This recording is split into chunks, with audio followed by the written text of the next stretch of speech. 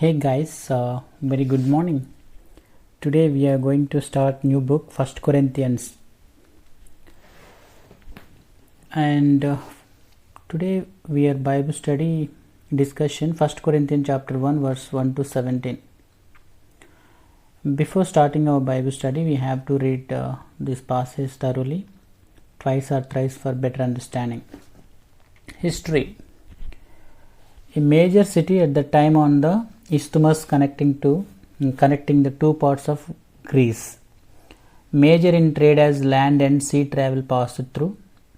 Entertainment center and host of isthmus games. Capital of Roman province. A center of pagan worship and a temple to Aphrodite. 1,000 or more temple prostitutes. A city with gross immorality such that behaving like a Corinthian became an idiom for gross immorality. Founding of the church.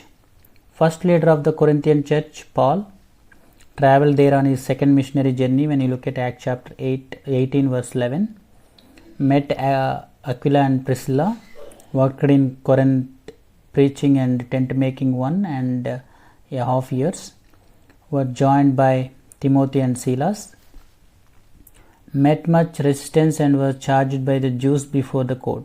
Case thrown out. After Paul left, Apollos became the next pastor. When you look at Acts chapter 18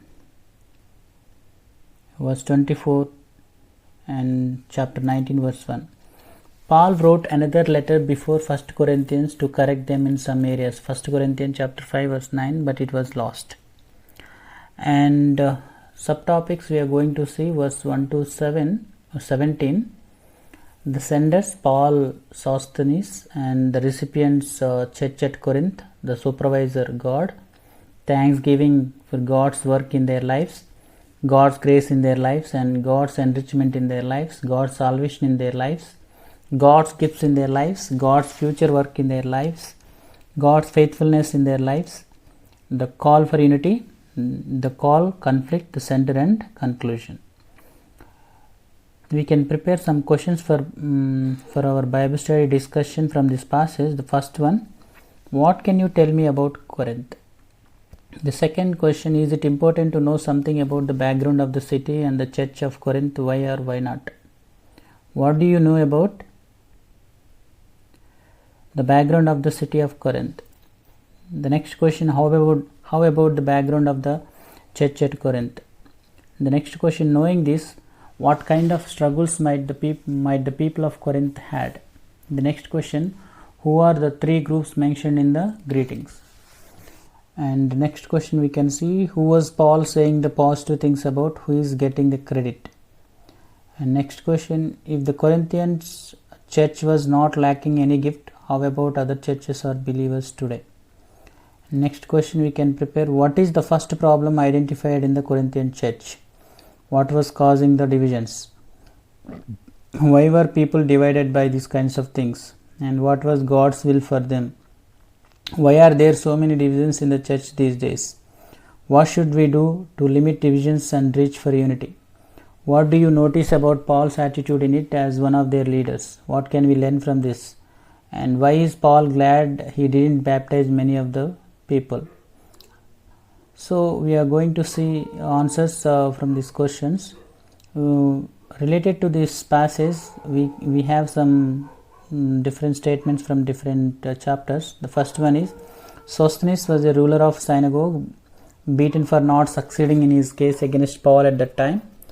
And Paul had traveled there on his second missionary journey. And similar idea of giving the glory and praising God for his work in the Ephesians even to the end.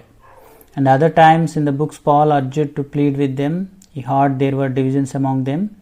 The chapter is on being unified and working together. Make my joy complete by being one mind and spirit and love. There is a connection between maturity and unity. Make every effort to be unified. One Lord and one baptism. Humility, patience and tolerance are required. Be patient and gentle, and especially be loving, and this will bring unity. Unity is so that we can glorify God with one mind and with one spirit. How good and how pleasant it is for brothers to dwell together in unity. Now we are going to see verse by verse here. The first one is Paul start off praising God for his work in the Corinthians. They were still far from perfect, as we will see later, but there were many true believers who come to Christ out of a complete pagan and devil environment. Notice Paul is not building up the Corinthians for what they have done or accomplished. Rather, he is calling attention to God's work in their lives. It is all God's work and not their own. Paul didn't want them getting conceited or frightful with the progress they had made. A call for unity in the church. Paul's humility as a leader. Many leaders would feel very good that their group was so loyal to them. They would welcome this loyalty and respect. In fact, many would feel that they deserve it and get upset if this loyalty or respect was not shown to them. This happens often in Christian ministry. Leaders feel the need to be stroked and thanked. Why? They feel this when they have the wrong motivations. Maybe they want to feel successful or be able to show others the great work that they have done. It's like a successful businessman who enjoys reporting about his company's success and growth. A missionary or pastor or teacher can point to his group of 20 or 100 or 50 people can feel that they have done a great job. It is the result of Christian building their own little kingdom to rule over as opposed to building God's kingdom. It is the result of pride and wrong motivations. But Paul and I am sure Apollos hated this attitude among the Corinthians. They didn't want the loyalty. They didn't want a bunch of separate groups. They realized that they were not the masters, they were not the kings. They were shepherds taking care of the sheep, but the sheep didn't belong to them. The sheep belonged to Christ. Paul knows there is only one head of the church, and that is not him. I hope you can understand this Bible study. We'll meet in our next Bible study. God bless you. Thank you.